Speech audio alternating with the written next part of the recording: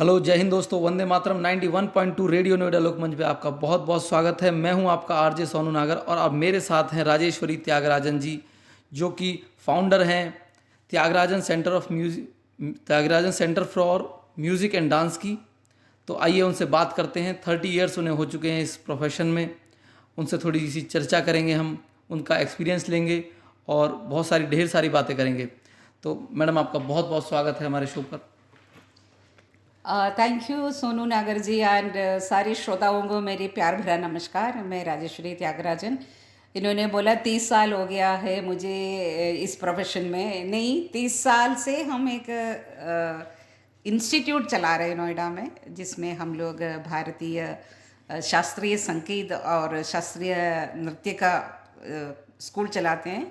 ये प्रयागराज का जो संगीत समिति है, प्रयाग संगीत समिति, उससे एफिलिएटेड है। और हम लोग बच्चों को खास करके हमारे अगली पीढ़ी को भारतीय संस्कृति के बारे में, हमारे सनातन धर्म के बारे में और नृत्य क्या है और वो हमारे आने वाली पीढ़ी को किस तरीके से उन्हें एक अच्छा इंसान बना सकते हैं, इन सब चीज़ों में हम लोग सिखाते रहते हैं। और साथ साथ इनकी प्रस्तुतियाँ भी दिलवाते रहते हैं। प्रस्तुतियाँ इसलिए दिलवाते हैं बच्चों का कॉन्फिडेंस बूस्टअप हो और बच्चों को कुछ अच्छा उन्हें भी लगना चाहिए कि हाँ, हम अगर ये संस्कृति के साथ जुड़ा है तो हमें भी लोग बड़े अच्छे, बड़े इज्जत से लोग हमें देखते हैं। और कहीं भी जाते हैं तो एक अलग तरीके का उनको देखा जाता है। जैसे कि कई लोग पूछते हैं, बच्चों आप लोग कुछ एक्स्ट्रा करिकुलर में कुछ करते हो? तो बच्चे कहते हैं कि हाँ, हम भरतनाट्यम सीख रहे हैं। तो जो सामने वाला है उनको मतलब एकदम तो उन्हें विश्वास नहीं होता। तो अच्छा, भरतनाट्यम सीख रहे हो? हाँ जी। आपको अच्छा लगता है? हाँ, हमें बहुत अच्छा लगता है। और हमें बहुत सारा प्रोग्राम करते हैं। बच्चे उस चीज़ को ज़्यादा वो करते हैं क्योंकि उनको लोगों के सामने थोड़ा हिचकिचाहट दूर हो जाते हैं। और आपको पता है हमारे आजकल की बच्चे कितने स्मार्ट है, और उनके जो आइडियाज़ है उसको हम लोग थोड़ा सा सीधे उस पर चलने का और चलाने का हमारा छोटा सा प्रयास है। मुझे लगता है कि कहीं ना कहीं हम उसमें सक्सेस हो रहे हैं। नहीं, बिल्कुल आप सक्सेस हो रहे हैं उसमें। और मैम, आप ये जो रोटरी क्लब है और एसएससीए है, इनसे जुड़े हुए हैं, तो इनके बारे में कुछ बताइए कि आप मतलब किस तरीके से इनसे जुड़े हुए हैं, क्या कार्य, क्या मतलब क्या बेसिक वो क्या है आपका। मेरा बेसिक, मैं वैसे तो काफ़ी सारे एनजीओ से जुड़ा हुआ हूँ नोएडा के। सबसे पहले तो मैं रोटरी के ही बताना चाहूँगी। रोटरी एक इंटरनेशनल प्लेटफॉर्म है जहाँ पे हम लोग सामूहिक कार्यक्रम जो कर सकते हैं। रोटरी हो गया, लायंस क्लब हो गया, ये दो इंटरनेशनल ऑर्गेनाइजेशंस हैं। तो इसमें क्या है कि इंटरनेशनल ऑर्गेनाइजेशंस है, सही है, उनका कुछ पर्टिकुलर प्रोजेक्ट्स होते हैं। जैसे कि अगर आपको ग्रास रूट पे कुछ करना है तो आपको बाकी जो नॉर्मल काम करने वाले एनजीओज के साथ जुड़ना ठीक है। वैसे तो मैं प्रेसिडेंट भी रह चुकी हूँ रोटरी क्लब नोएडा सिटी की। मैं सबसे पहले की महिला प्रेसिडेंट हूँ नोएडा सिटी का। और मैंने बहुत अच्छे अच्छे प्रोजेक्ट्स भी किया था। उसमें से क्या हुआ कि मेरी जो नेटवर्किंग है बहुत अच्छा है। एंड दूसरी बात, जैसे ब्लड डोनेशन कैंप्स लगवाते हैं रोटरी, उसमें हमें कुछ नहीं करना है, हमें एक जगह अरेंज करना है। रोटरी ब्लड बैंक का वान आएगा, वो खुद ही डॉक्टर्स आएंगे, सारी तैयारी वो करते हैं। और प्लस जो डोनर्स होगा उनको एक छोटा सा सूवनीर काइंड ऑफ कप या कुछ दे देते हैं, ताकि ना लोगों में एक मोटिवेशन आता है। और इस माध्यम से मैं ये भी कहना चाहूँगी, देखो अभी डेंगू का बहुत बड़ा वो चल रहा है। आए दिन ब्लड रिक्वायरमेंट का काफ़ी सारे रिक्वेस्ट आते हैं, प्लेटलेट्स का आता है। तो खून ऐसा एक चीज़ है कि हम कहीं से खरीद नहीं सकते, हमें देना ही पड़ेगा, तभी हम दूसरे को चढ़ा पाएंगे। तो लोगों में एक वो रहता है कि भाई खून देने से कमज़ोरी आ जाते हैं। ऐसी कोई कमज़ोरी नहीं आता। आपको ज़्यादा से ज़्यादा आधा या 45 मिनट्स तक थोड़ा सा लगेगा ही, कि क्योंकि वो हमारे दिमाग में रहता है मैंने खून दिया है, मुझे कुछ हो ना जाए। ऐसा कुछ नहीं है, आप खून दे सकते हैं। बस आप हेल्थी होना चाहिए, प्लस आप धूम्रपान ना करें, शराब ना पिए, और कुछ अगर दवाइयाँ आपने एक दिन पहले लिया है तो वो डॉक्टर को बोले। तो मेरे आप सबसे ये निवेदन है, अगर कोई आपसे कहता है कि भाई 1 यूनिट ब्लड चाहिए, तो आप बिल्कुल डरिए मत। खून अगर दे सकते तो दे दीजिए, क्योंकि हम एक दूसरे से मिलकर ही तो रह सकते हैं। ऐसा तो है नहीं हम ग्लूकोज खरीदने तो दुकान से खरीद सकते हैं, दवाई भी खरीद सकते हैं, लेकिन खून नहीं खरीद पाता। तो मैं लोकमंच का रेडियो के माध्यम से जो भी मुझे सुन रहे हैं, अगर किसी को खून देने के बारे में कोई डर है तो वो बिल्कुल दूर कीजिएगा। आगे आपसे कोई भी कहे तो तैयार हो जाइएगा। तो सबसे पहले जाके आप रक्तदान कर आइए, उससे पहले हमारा शो सुनते रहिए। और मैम ये जो आप लोकमंच के साथ अभी जुड़ी हुई हैं, जी नोएडा लोकमंच के साथ, जी। तो उसमें क्या आपको पद मिला है, किस तरीके से आपका कार्यशैली है, उसके बारे में थोड़ी सी विस्तार आप बता पाएँ।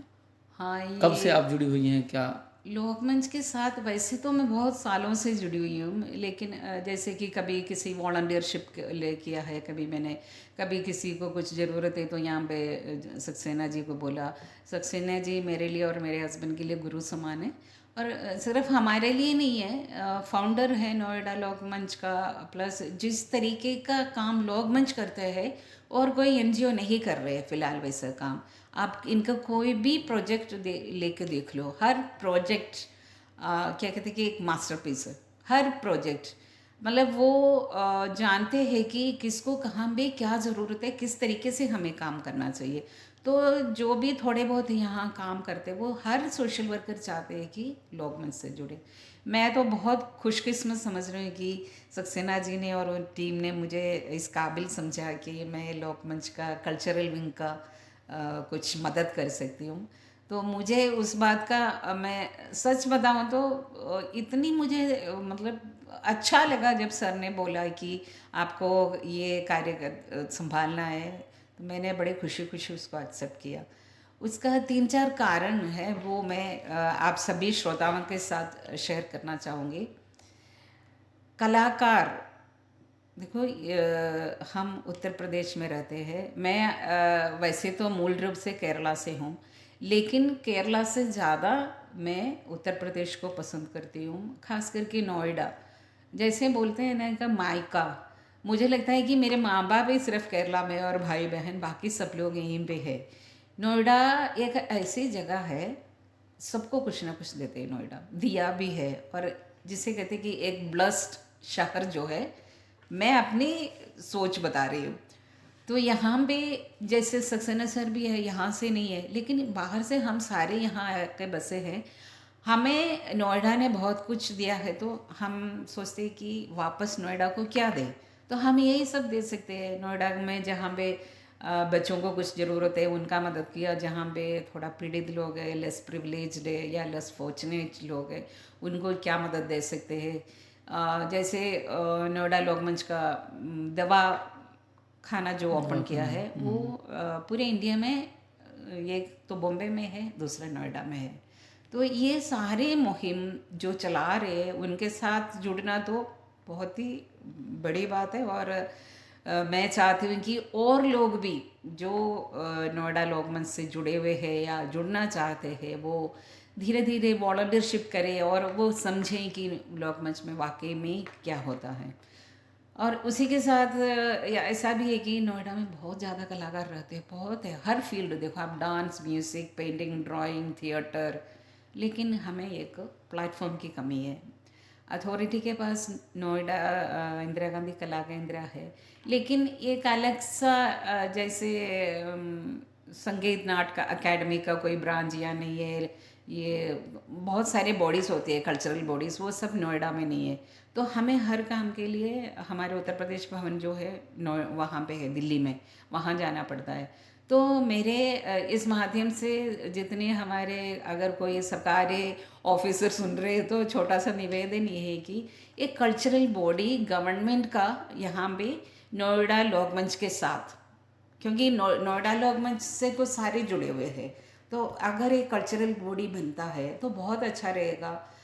हर शहर में, आप किसी शहर को भी ले लो, जैसे November December is known as festival months.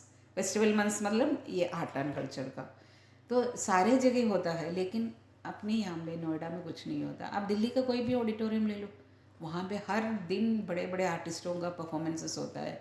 चलो यहाँ हम बड़ों का नहीं कर सकते, क्योंकि बड़ों का उसके लिए मॉनेटरी हमें कुछ देना भी पड़ेगा। ऐसे फ्री में आके कोई भी परफॉर्म नहीं करेगा, क्योंकि उनका जो अकम्पनीमेंट है उनको पे करना होता है। और ज़्यादातर कलाकार जो है उनका पेशा है, वो उनका प्रोफेशन है, वो उसी से ही जीते हैं। तो हम हर एक से फ्री में कोई परफॉर्मेंस नहीं मांग सकते।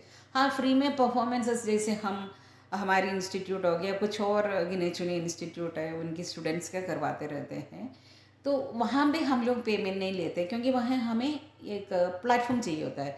लेकिन जो इस्टेब्लिश्ड कलाकार है उनको तो चाहिए पेमेंट, उनको, क्योंकि उनका जीने का जरिया ही वो है। वो सब जगह जाके खाली नाच के आएगा या गा के आएगा तो उनका ज़िंदगी नहीं चलेगा। तो नोएडा लोकमंच का सर का जो आइडिया है वो ये है कि कलाकारों को जोड़ो और हम शुरुआत करते हैं कुछ नई चीज़ों का। तो जनवरी से हम करने का सोच रहे हैं। धीरे धीरे हमने उसका वो भी छोटा सा पहले लोगों को समझा, जो आर्टिस्ट हैं हमारे यहाँ का, उनको बताएंगे हम ऐसे करने जा रहे हैं, तो जोड़ते हैं, उनसे भी पूछेंगे, उनका भी सलाह लेंगे। और मोस्ट प्रोबेबली जनवरी में कुछ ऐसे इवेंट रखेंगे कलाकारों को लेकर के।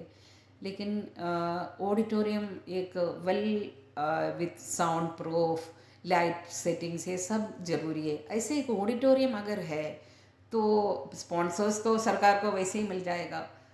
तो ये एक इस चीज़ को लेकर के हम लोग आगे बढ़ रहे हैं। अब देखो कितना हमें सपोर्ट मिलता है, कौन कौन हमारे साथ जुड़ते हैं। लेकिन हमारी ये मुहिम हम बहुत खुशी खुशी से शुरू किया है। इसी के चलते हमने एक और कार्यक्रम का वो किया था। लोकमंच का 4 स्कूल चलते हैं अभी। आज एक बात तो मैं भूल ही गई थी कि आप सभी को शिशु दिन के बहुत बहुत बधाई हो। Happy children's day to all of you जो भी सुन रहे हैं। और हम इन 4 स्कूलों का बच्चों को लेकर के नोएडा में एक चिल्ड्रन पार्क बना है, बहुत ही सुंदर पार्क है, सेक्टर 33 में बना है। वहाँ पे लेके गए थे बच्चों को थोड़ा एंटरटेनमेंट के लिए। वो हमें हॉर्टिकल्चर से बहुत अच्छा सपोर्ट मिला। श्री आनंद मोहन सिंह सर जो डायरेक्टर है हॉर्टिकल्चर का, उन्होंने हमें बहुत मदद किया।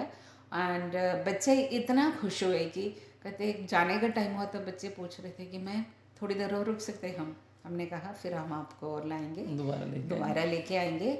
और ऐसे पार्क्स वगैरह भी होनी चाहिए, क्योंकि नोएडा अथॉरिटी का पार्क्स सबके लिए है, पब्लिक यूज़ कर सकते हैं। अदरवाइज़ क्या है कि हर अपार्टमेंट्स में पार्क होता है, लेकिन वो तो सिर्फ वहाँ के बच्चों के लिए। तो ये अपने बाहर तो गांव के बच्चे भी है और जगह जो रहते हैं, स्लम्स तो नहीं है यहाँ पे, लेकिन झुग्गी झोपड़ी में रहने वाले बच्चे हैं ना, उन्हें भी तो ये सारे वो मिलना चाहिए। पार्क में सारी सुविधा उन्हें भी मिलनी चाहिए। तो ये नोएडा अथॉरिटी का बहुत अच्छा पहल है। और मैं आशा करती हूँ कि हर गांव के पास जहाँ पर भी जगह है वहाँ ऐसे पार्क्स बन जाए तो अच्छा रहेगा। तो आपने अपनी जन्मभूमि और कर्म भूमि दोनों के बारे में हमें बताया। जी जी जी। कि नोएडा जैसा कि आपकी कर्म भूमि है और यहाँ पे आप पूरी शिद्दत के साथ कार्य कर रही हैं जी। तो अभी हम ये जानना चाहते हैं कि जो ये आर्ट एंड कल्चर वाला जो है जी, तो इसमें थोड़ा सा कैसे बूस्टअप कैसे आए यहाँ पे, उसके लिए क्या थोड़ा सा कुछ आपने सोचा हो कि किस तरीके से होगा? ये जनवरी से आप शुरू करने जा रही हैं जी। तो उसमें किस तरीके से बूस्टअप आए? जी, जनवरी से हम लोग ये जो 26 जनवरी के या आसपास, 26 जनवरी यानी कि हमारे रिपब्लिक डे के आसपास हम लोग एक पूरा क्लासिकल इवेंट जो देशभक्ति से रिलेटेड हो करवाना चाह रहे हैं। और वो सक्सेना साहब से हमने बात शुरू कर दिया है ऑलरेडी। अब आर्टिस्ट को हम लोग उनका सलाह लेंगे, उनके क्या ओपिनियन है। ये आर्ट एंड कल्चर का मैं खास करके इसलिए बोल रही हूँ क्योंकि पेशा से मैं फुल आर्टिस्ट नहीं हूँ, डांस नहीं करती, लेकिन मेरी अपनी फील्डिंग है। मैं एक डबिंग आर्टिस्ट भी हूँ, थिएटर भी करती थी। लेकिन कला एक दूसरे को जोड़ कर रखते हैं, है ना। यहाँ पे देखो अपना यूपी में भी इतने अच्छे कलाकार हैं। यहाँ दिल्ली जैसा ही है, यूपी भी सभी आके बसे हुए यहाँ पे। और जो यहाँ का लोग हैं वो भी चाहते हैं कि अभी हमारे बच्चों को अच्छा परवरिश मिले, बच्चों को अच्छा गाइडेंस मिले, तो वो ढूंढते हैं। बीच में एक बूम आया था बॉलीवुड डांस का, लेकिन वो अभी थोड़ा कम है जहाँ तक हम लोगों को लगता है। शास्त्रीय संगीत और शास्त्रीय नृत्य की तरफ ज़्यादा लोगों का झुकाव है। तो जब ऐसे शोज़ ऑर्गेनाइज करेंगे, उसमें दो फ़ायदा, एक तो कलाकार को स्टेज मिल गया, दूसरा लोगों में आपस में जुड़ने का एक माध्यम हो गया। और लोग उनको ये रहता है कि नहीं तो लोग क्या पिक्चर देखने जाते हैं, नहीं तो बच्चे अपने मोबाइल लेके बैठे रहते हैं। तो बच्चों में भी एक ये आदत हो जाएगा, हाँ आज वहाँ पे ये शो, सिर्फ डांस एंड म्यूज़िक नहीं है, उसमें हम लोग स्टोरी टेलिंग भी रखेंगे और मिथोलॉजिकल स्टोरीज़ में जो डिस्कशंस होते हैं वो करवा सकते हैं, भजन्स बच्चों को सिखाए जा सकते हैं, योगा करवा सकते हैं। ऐसे देखो तो हमारा देश भारत इतना रिच है इन सब चीज़ों में, लेकिन कई सारे ऐसे गेम्स भी है जो बिल्कुल अभी करते नहीं। जैसे कुश्ती देखो, कितने चैम्पियंस है, जैसे हमारे बबीता नागर है, यहाँ से वर्ल्ड फेमस है, अपने नोएडा से ही है, उन्होंने भी एक अखाड़ा खोला है और काफ़ी लड़कियां प्रभावित है इन चीज़ों के लिए। तो एक एक फील्ड में जो बहुत अच्छे हैं उनको पब्लिक के सामने इंट्रोड्यूस करना। क्रिकेटर्स में परविंदर रवाना है हमारे यहाँ से, ऐसे तो बहुत लोग हैं, मुझे एकदम नाम नहीं याद आ रहे, क्योंकि इन सब लोगों से हम लोग मिल चुके हैं। जो हमारे आर्टिस्ट है, जो उनका नाम क्या है, जो नाम मुझे एकदम वो नहीं आ रहे, इतने बड़े बड़े इंटरनेशनली अक्लेम्ड लोग रहते हैं, लेकिन वो सारे सब लोगों को नहीं पता। तो उन लोगों का वर्कशॉप कराना, इन सब से कितना फ़ायदा हो सकता है। अदरवाइज़ जो लोग वर्कशॉप्स वगैरह समर्स में करवाते हैं, विंटर समर फंक में या समर वर्कशॉप्स में, वो तो बहुत पेमेंट के साथ हमें पे करना पड़ता है, रजिस्ट्रेशन होते हैं बच्चों का, बच्चे हैज़ टू पे टू द ऑर्गेनाइजेशन। लेकिन ऐसे बड़े बड़े लोग हमारे बीच आएगा, लोग पेरेंट्स तो अपने पेमेंट देने के लिए तैयार हो जाएंगे, क्योंकि जब आपको एक वर्ल्ड क्लास फेमस आर्टिस्ट से आपके रूबरू हो रहे, आप उनसे बातचीत कर रहे, तो पेरेंट्स को भी अच्छा लगेगा और माध्यम और फैल जाएगा, और धीरे धीरे हमारे आपस का जो दूरियां हैं वो कम हो जाएंगे। और ख़ास करके सीनियर सिटीजन्स हमेशा कुछ ना कुछ एंटरटेनमेंट ढूंढते हैं, उनको बॉलीवुड डांस तो देखना नहीं होता, उनको तो वही है कि कोई अच्छा क्लासिकल हो, फोक हो, कल्चरल कुछ ऐसे इवेंट्स हो, तो बहुत अच्छा रहेगा। तो आपका मैम बहुत बहुत धन्यवाद। आपने बहुत बखूबी जो है हमारे दर्शकों को बताया कि किस तरीके से आपका जो ये प्रोग्राम है वो चलेगा और किस तरीके से आपकी कार्य प्रणाली होगी। बहुत बहुत धन्यवाद। आप सुन रहे थे राजेश्वरी त्यागराजन जी को। मैं सोनू नागर आपसे विदा लेता हूँ। बहुत बहुत धन्यवाद।